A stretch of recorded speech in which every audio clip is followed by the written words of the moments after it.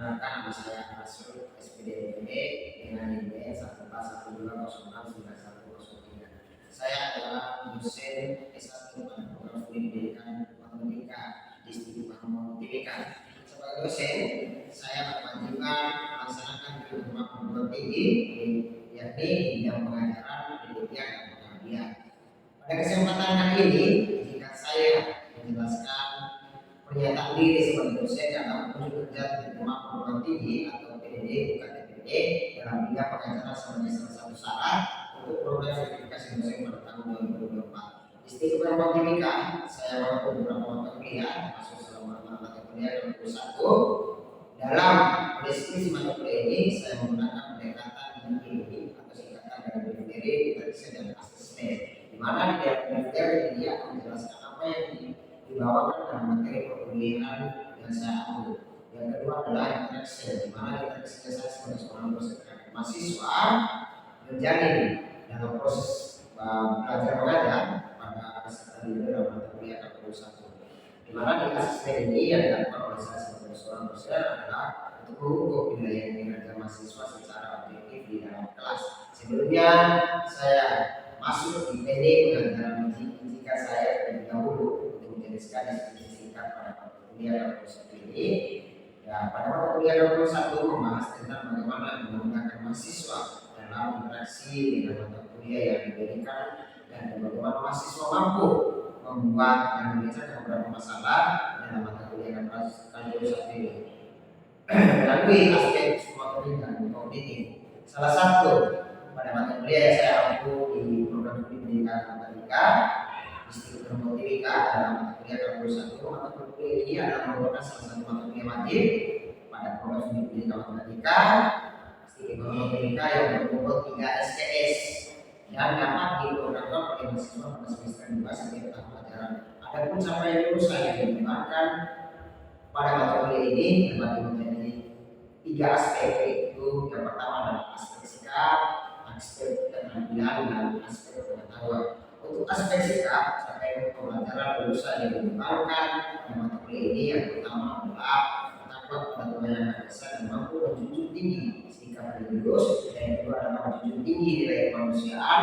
dalam menjalankan tugas berdasarkan agama moral dan etika akademik. Yang ketiga adalah menghargai keanekaragaman budaya, melanggar agama dan kepercayaan pendapat atau ilmuwan original orang lain. Yang keempat adalah bekerjasama dan memberi sosial serta kepedulian terhadap masyarakat dan lingkungan. Yang kelima adalah hukum dan disiplin dalam kehidupan bermasyarakat dan bernegara. Yang keenam adalah menunjukkan sikap bertanggung jawab atas pekerjaan di bidang keahlian secara mandiri. Selanjutnya capaian lulus saya dikembangkan dalam waktu ini untuk aspek keterampilan bagi menjadi dua. Yang pertama adalah keterampilan umum dan keterampilan khusus. Untuk keterampilan umum, capaian lulus saya dikembangkan dalam waktu ini adalah mahasiswa mampu menggunakan pemikiran logis, kritis, sistematik, dan inovatif dalam konteks pengembangan atau implementasi ilmu pengetahuan dan teknologi yang diperhatikan menerapkan nilai yang sesuai dengan konsep dan prinsip ilmu matematika pada mata kuliah K21. Sedangkan capaian lulus saya dikembangkan dalam mata kuliah ini untuk keterampilan khusus, yaitu mahasiswa mampu mengaplikasikan di bidang keahlian memanfaatkan pengetahuan teknologi dan mampu menerapkan konsep dan rumus aljabar, geometri, statistik, dan menyelesaikan beberapa masalah yang ada di dunia pendidikan dan di masyarakat. Sementara untuk aspek pengetahuan capaian pembelajaran lulus saya dikembangkan dalam mata kuliah ini adalah mahasiswa mampu menguasai konsep matematika, menguasai konsep teoritis analitik, dan konsep kalkulus aljabar, geometri, statistik, dan kehidupan sehari-hari terkait dengan materi kalkulus dengan benar dan mengkomunikasikan hasil pemecahan masalah dalam sopan dan percaya diri. Untuk pencapaian CTNK yang pembelajaran mata kuliah ini dituangkan ke dalam sub CTNK yang dibagi dalam 13 kali pertemuan termasuk UTS dan UAS. Berikut ini adalah bahan kajian selama proses perkuliahan sampai 1 semester pada mata kuliah K21. Antara lain yang pertama adalah lintas sistem HKP, nilai mutlak sama nilai mutlak, tidak sama nilai mutlak. Yang ketiga adalah fungsi B, fungsi kuadrat, yang adalah fungsi trigonometri, yang kelima adalah unit fungsi, yang keenam adalah fungsi, yang ketujuh adalah integral yang bagian. Setelah kita mengetahui gambaran singkat dari mata kuliah selama satu semester pada mata kuliah lulus yang saya ambil, selanjutnya saya akan menjelaskan teknik pengajaran yang saya lakukan, yaitu dengan teknik DEA atau singkatan Differential Interaction dan Assessment. Teknik pengajaran DEA yang pertama adalah Differential. Pada Differential ini saya sebagai seorang dosen mengajar pada mata kuliah lulus, saya menggunakan metode studi centric learning atau biasa disebut dengan SCL. Dan metode pembelajaran SCL ini adalah metode yang berpusat pada mahasiswa. Mahasiswa diharapkan lebih interaktif sehingga terjadi multi arah antara dosen dan mahasiswa. Saya juga menunjukkan materi perkuliahan berupa video pembelajaran, tugas, learning atau LSM di salah satu studi bangun di BK. Sedangkan untuk metode pembelajaran yang menggunakan discovery learning di sini, di mana metode pembelajaran discovery learning memberikan kesempatan kepada mahasiswa untuk mempelajari terlebih dahulu tentang konsep-konsep atau pengertian dari materi yang sudah disampaikan, sehingga pada akhirnya mahasiswa mampu memberikan kesimpulan yang baik dan benar. Adapun ada 6 tahap yang dilakukan dengan metode discovery learning di sini, yaitu adalah yang pertama adalah pemberian rasa, yang kedua itu adalah identifikasi masalah, yang ketiga itu adalah pengumpulan data, yang keempat itu adalah pengumpulan data, yang kelima itu pembuktian, dan itu adalah menarik kesimpulan atau generalisasi. Yang kedua adalah teknik yang kedua terkait dengan interaksi, di mana saya melakukan interaksi dengan mahasiswa di dalam kelas dengan memacu mahasiswa agar pertanyaan-pertanyaan terhadap materi yang telah disampaikan sehingga dapat menjadi komunikasi di dua arah untuk meningkatkan efektivitas antara dosen dengan mahasiswa. Saya juga menggunakan WhatsApp, kelas, mata kuliah dan satu untuk melakukan komunikasi dengan mahasiswa. Saya terkait dengan pembelajaran yang berlangsung untuk memberikan arahan dan masukan kepada mahasiswa pada forum diskusi sehingga akan menghasilkan timbal balik agar diskusi tersebut berjalan sesuai dengan baik dan sesuai dengan harapan kita bersama antara saya sebagai seorang dosen dan mahasiswa. Terus yang ketiga itu adalah teknik pembelajaran yang terakhir atau asesmen atau teknik pengambilan nilai. Teknik penilaian pada mata kuliah kalau satu ini diberikan semua sesuai dengan buku ajaran, sesuai dengan materi pada mata kuliah kampus 1, yaitu di studi matematika. Saya juga tercantum pada kontrak perkuliahan yang sudah dijelaskan pada awal tema 20% diambil dari nilai kehadiran dan tugasnya 20%, diambil dari nilai akhir dan kuis 30%, diambil dari ujian tengah semester dan 30%, diambil dari nilai ujian akhir semester 30%. Di awal pertemuan saya sudah menjelaskan mengenai kontrak kuliah yang akan disepakati oleh saya sebagai seorang dosen bersama mahasiswa. Di dalam kontrak kuliah ini tersebut semuanya tentang materi perjalanan dan kami ajarkan tugas yang diberikan secara penilaian dan berbobot penilaian sehingga mahasiswa dipastikan tahu lebih awal dan diharapkan bisa membuat strategi agar perkuliahan mereka bisa berjalan dengan lancar dan mendapatkan nilai-nilai yang lebih memuaskan. Demikian diskusi saya dari mata kuliah kampus 1 yang menjelaskan terkait dengan metode pembelajaran berikut ini. Saya akan menampilkan salah satu video perkuliahan saya pada materi ujian kampus 1 secara langsung di kelas. Terima kasih atas perhatian. Kurang lebihnya saya mohon maaf. Wabillahi taufiq wal hidayah. Wassalamualaikum warahmatullahi wabarakatuh. Bismillahirrahmanirrahim. Assalamualaikum warahmatullahi wabarakatuh. Selamat sore, selamat bergabung kita semua. Salam. Pada sore hari ini kita bertatap muka kembali di pertemuan ketiga di mata kuliah yang sama, yaitu mata kuliah Kalkulus. Oke, di pertemuan pertama kemarin kita sudah membahas tentang kontrak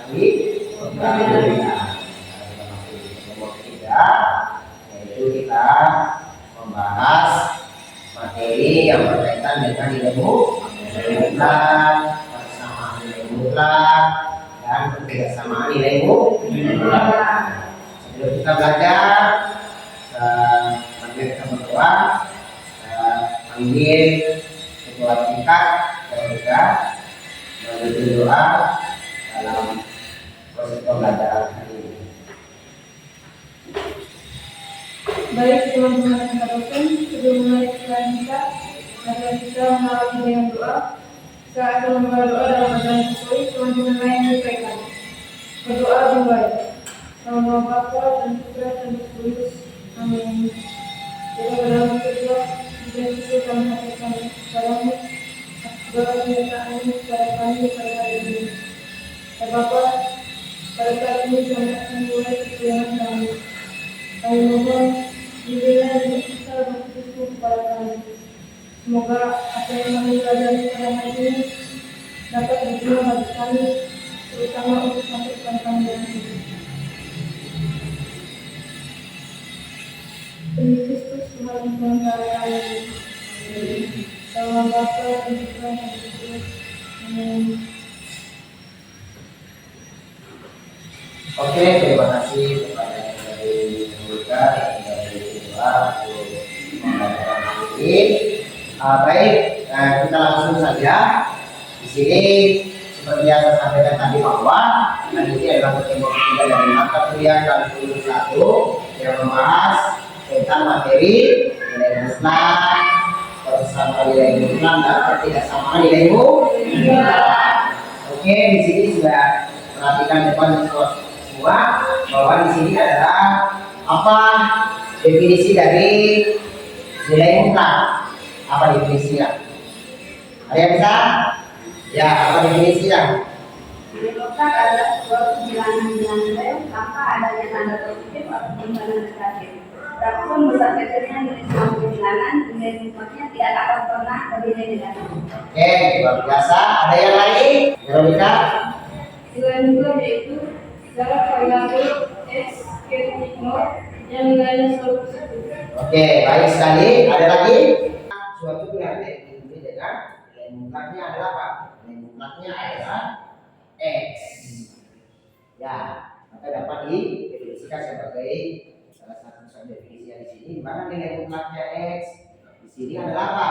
X jika bisa x lebih besar atau negatif x jika di sini x lebih kecil. Nah, di sini kita sudah tahu nilai mutlak suatu bilangan positif adalah atau nol adalah bilangan itu sendiri. Sedangkan nilai mutlak suatu bilangan negatif adalah lawan dari bilangan negatif. Oke, kita coba menyelesaikan sesuai dengan rumusnya pada definisinya nilai mutlak.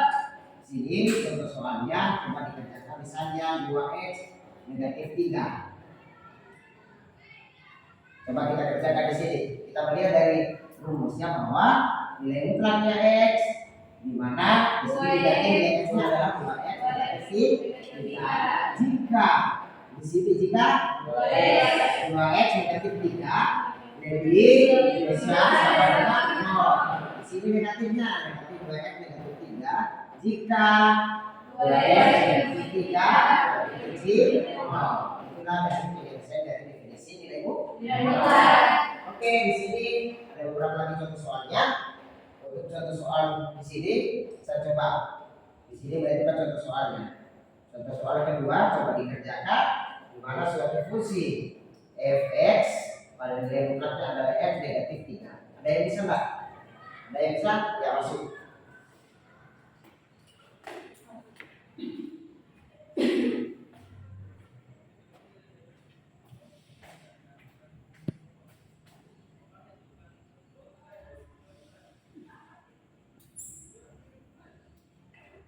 Sama seperti yang kita tetapkan pada rumusnya ada definisi dari nilai mutlak.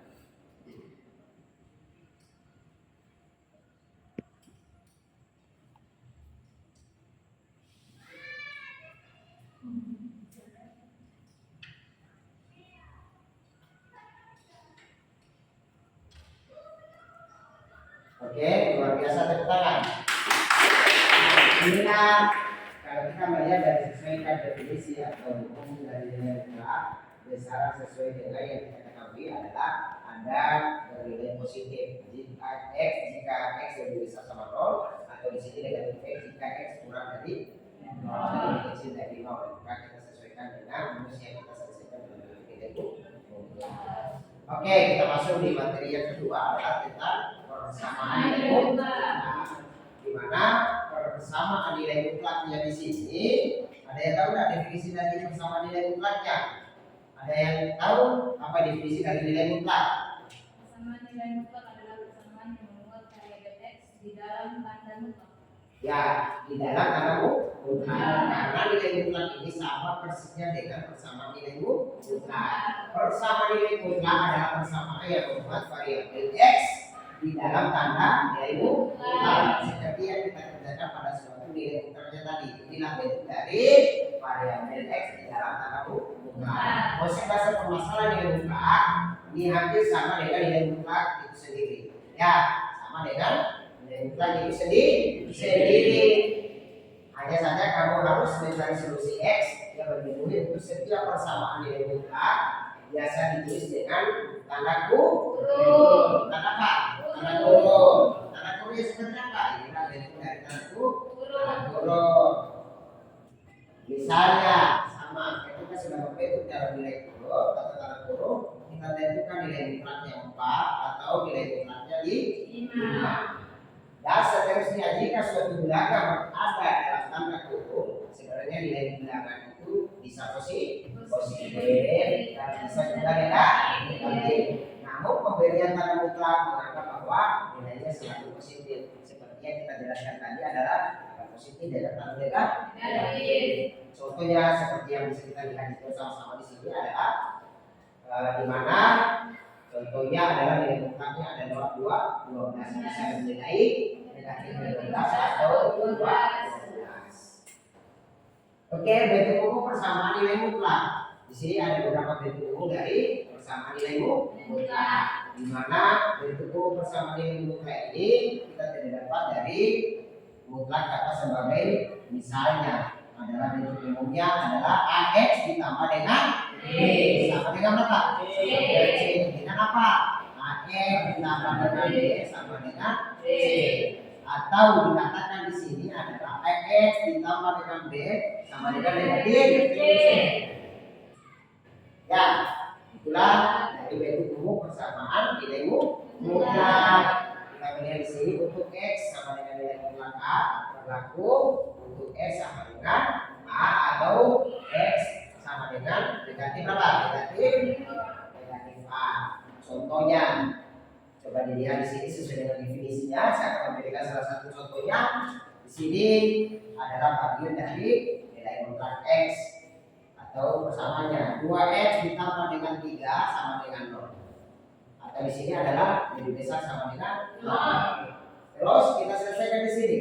Berarti ada positif dan negatif. 2x ditambah dengan 3 di sini adalah sama dengan 0. Berarti 2x sama dengan berapa? 3. Ada negatif. Berarti nilai x-nya berapa? 3 ditambah dengan berapa? 2. Berarti x-nya berapa?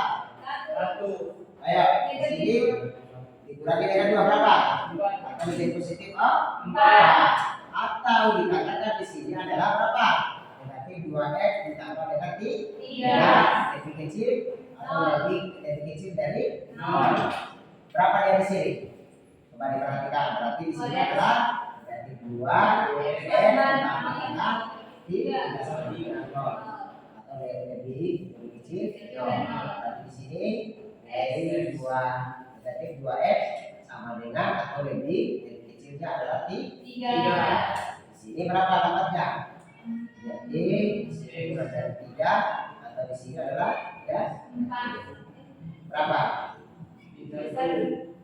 Berapa? Positif 1. Berarti bentuknya adalah di sini lah bentuk dari persamaan nilai mutlak. Oke, di sini ada beberapa sifat. Yang kedua adalah sifat-sifat persamaan nilai mutlak untuk setiap a, b, C. Jika AX ditambah dengan B sama dengan C. Sama seperti yang saya kerjakan tadi. Di sini salah satu bentuknya yang tadi adalah bentuk dari persamaan nilai mutlak. Di sini carilah himpunan penyelesaian dari tiap persamaan nilai mutlak. Misal adalah nilai mutlak X negatif 2 sama dengan 1. Di sini ada apa? X negatif 2 sama dengan 1. Atau dikatakan berapa? X negatif 2 sama dengan 1. Berarti di sini berapa? X sama dengan berapa? 3. Atau berapa? 1. Berarti dia bernilai positif. Jadi himpunan penyelesaian adalah 1,3. Oke, saya memberikan contoh soal lagi. Ada yang bisa kerjakan? Ada yang bisa? Di sini adalah nilai mutlak 2x negatif 3 sama dengan 5. Ada yang bisa? Ada yang bisa? Yang lain. Jadilah tadi sudah masuk. Ada yang lain? Ayo, Fermina.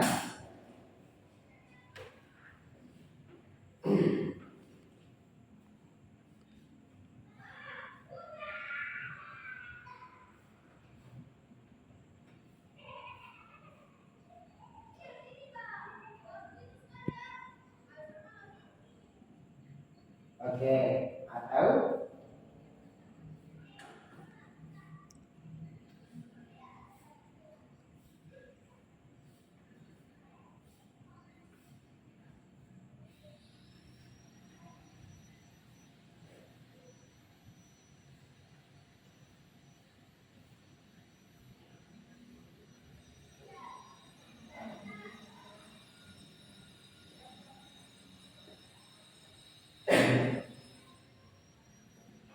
oke, berarti nilainya adalah himpunan penyelesaian dari persamaan nilai mutlak adalah negatif 1,04. Oke, apakah kalian sudah bisa di persamaan nilai mutlaknya? Sudah paham tak? Sudah paham tak? Disitulah bentuk dari umum persamaan nilai mutlak. Kita masuk di materi yang ketiga adalah nilai sama nilai mutlak. Di mana nilai sama nilai mutlak setelah tahu apa itu persamaan nilai mutlak, maka saatnya kamu belajar pertidaksamaan nilai mutlak. Apa itu pertidaksamaan nilai mutlak? Ada yang bisa? Yang lain ada yang bisa? Ayo jadi apa? Pertidaksamaan nilai mutlak adalah pertidaksamaan nilai satu variabel yang berada di dalam tanda mutlak. Ada yang lain? Berada tanda mutlak. Ada yang lain? Ya, ada yang lain? Tentang pertidaksamaan nilai mutlaknya? Selain berada tanda mutlaknya, ada saja pada pertidaksamaan harus mempertimbangkan tanda pertidaksamaan yang berlaku pada misalnya adalah salah satu dari bentuknya pertidaksamaan nilai mutlak ada tandanya kurang lebih kecil, lebih besar, kurang dari sama dengan, lebih kecil sama dengan. Semua tanda ini masuk dalam kategorinya adalah pertidaksamaan Nilai mutlak.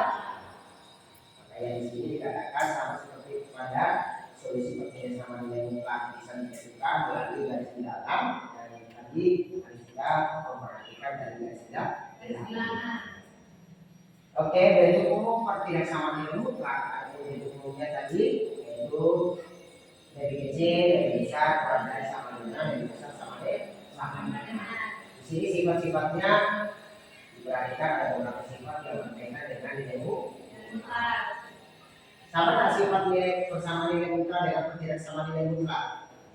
Nah, di sini adalah beda. Di mana sifat yang pertama itu kita lihat di sini adalah nilai mutlak X sama dengan akar dari X kuadrat. Kalau dikalikan menjadi X kuadrat. Terus yang kedua sama seperti di mana nilai mutlak X kurang dari sama dengan A atau A lebih besar sama dengan maka negatif A kurang dari X kurang dari A. Sama dengan yang keenam adalah petak sama sini tidak. Maka petak sama itu sini juga untuk membatasi antara ya pertidaksamaan yang pertama dengan pertidaksamaan yang kedua.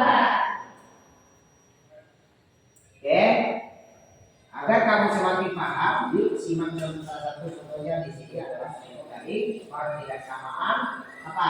Pertidaksamaan yaitu sesuai dengan kita definisinya tadi atau sifat pada pertidaksamaan yang kedua.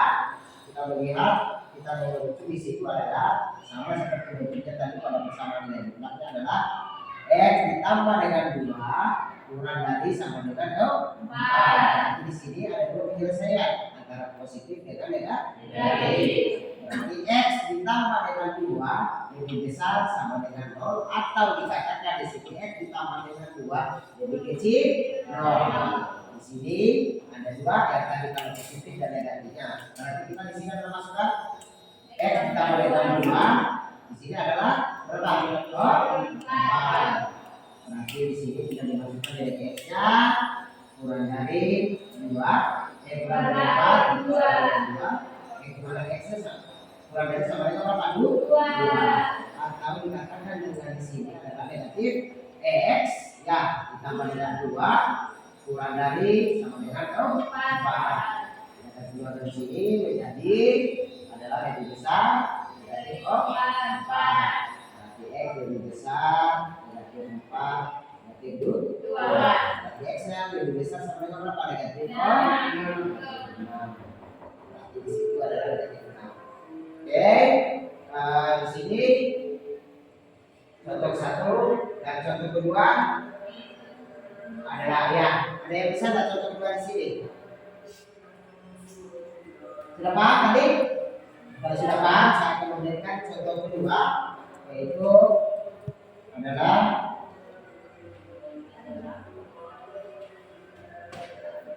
ada yang bisa? Oke, 2x negatif 5 kurang dari 3. Ayo, ada yang bisa? Ada yang bisa? Sama seperti tadi, menjelaskan ya. Ada yang bisa? Kita bisa menggunakan adalah sifat kedua. Dan hasilnya seperti apa? Dan di sini adalah guna penyelesaiannya adalah 1,4.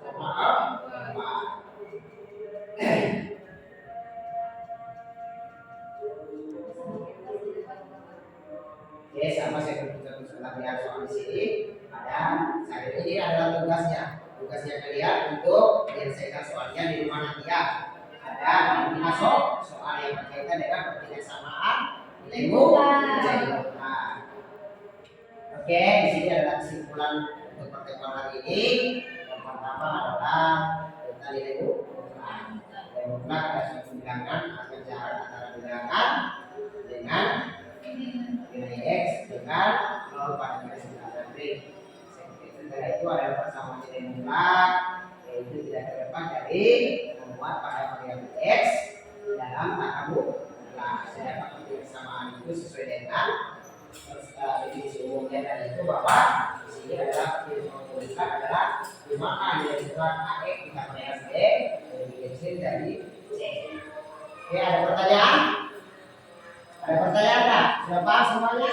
Kalau sudah paham, berarti kita cukupkan sekian untuk hari ini. Lebih dan kurangnya saya mohon maaf. Wabillahi taufiq wal hidayah. Wassalamualaikum warahmatullahi wabarakatuh.